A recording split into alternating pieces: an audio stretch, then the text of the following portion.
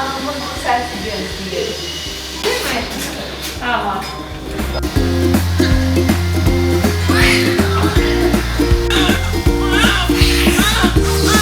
Bu yüzden 23 ildir.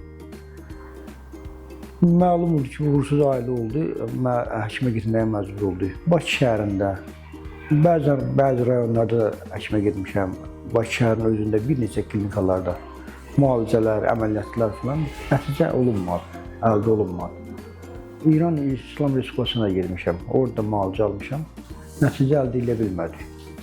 Sonra internet üzərindən, heç kim mənə bu göstərişi verməyib, belə dəvət eləməyib bura gəlsin. İnternet üzərindən və o biriləri də təqribən elə tapırdım. Rast gəlirdi, zəng edirdim, maraqlanırdım, gəlirdim, şəxsən üzvlüyü söhbət edirdim.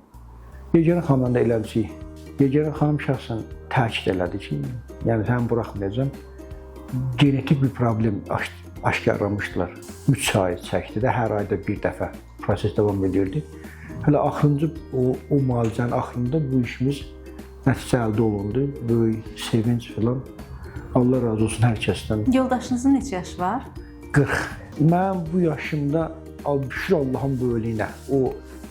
O mənada demirəm, yəni məni düzgün başa düşün. Bugün mənim yaşlarım nəvə qəbul edirlər, nəvə sevinci yaşayırlar. Şükür Allahın böyüklüyünə ki, bugün də bizə qismət elədi. Böyük sevinci. Bütün ailələri arzulayıram. Evladı olmayan ailələrin hamısına bu sevinci arzulayıram inşallah.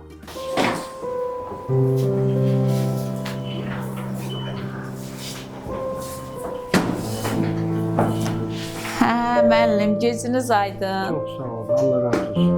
Neçə ildir gözləyirsiniz? 23 il. 23 il. 23 ildən sonra gözəl balamız, bu da atası ilə anasının ilk tanışlığı. Gəl mənim gözəl şəkər oğlum, gəl. Gəl. Gedək görək ata səni 23 ildir gözləyib. Buyur. Ay.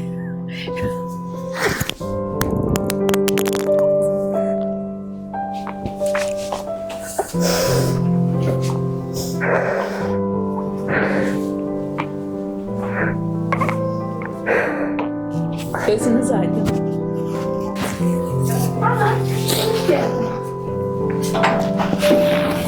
Bir ailənin sevinci, sevinç gözyaşları. Allah bütün hər bir kəsə hər zaman sevinç gözyaşları qismət etsin. 23 ildir bu valideynlər bu körpəni gözləyirdi. Azərbaycanda bir çox mərkəzlərə, eyni ilə İran Respublikasına müraciət etmişlər. Bir gün eşidirlər ki, Dövlət Sərhəd Xidmətinin hərbi hospitalında Rozi yöntəmi ilə azospermi xəstələrdə problemlərini həll edə bilirik. Onlar bizə üst tutdular 3 il bundan öncə və uzun bir yol keçdilər, səbirli oldular. Allahın böyüklüyünə min şükür, Allahın verdiyi bu gözəl övladımıza. Kilo 770, boyu 49.